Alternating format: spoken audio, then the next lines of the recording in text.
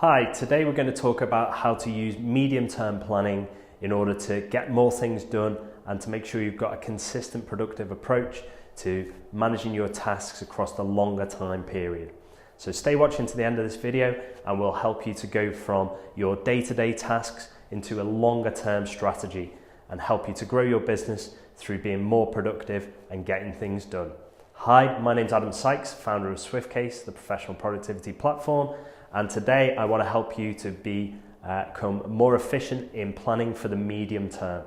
So this is a period of time that's often overlooked, and it's one of the key time periods that we use inside our business, which is the quarter.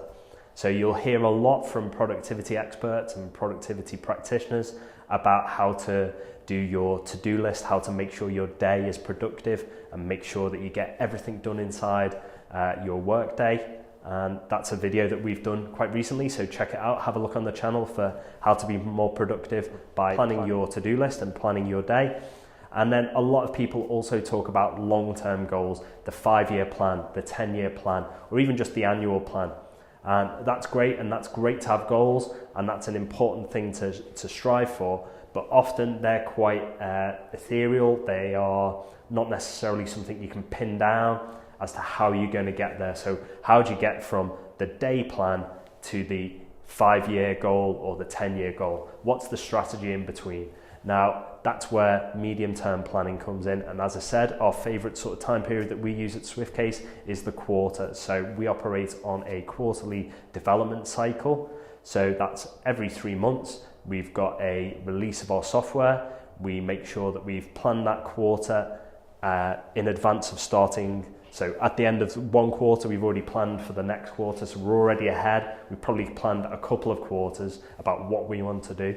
But the key point on different levels of planning, the same as the 5-year plan or the 10-year plan, might talk about broad goals, maybe market share or revenue, whereas the day-to-day plan is I need to do this, send this particular email or create these particular posts or develop this particular piece of code.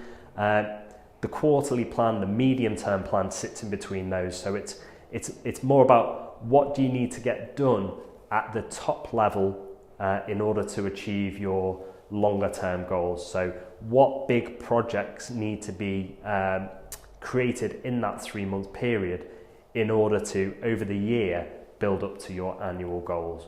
So they may be certain features that you want to add to your service, or they may be new services that you want to launch. So they're not the nitty-gritty of how you're going to actually produce those services. They're just, I want to add this new service. I want to offer this new product. These product development things would be items that you would put into your quarterly plan.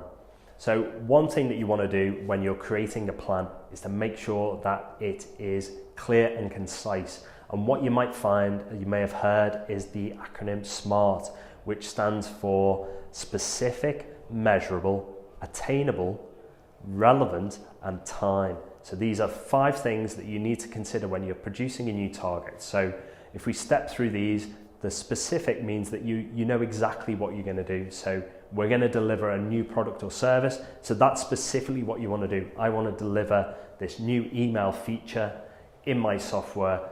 That's what I want to offer, this new insurance package. I want to speak to this new type of financial client. I want to work in this particular arena. That's the specifics of it.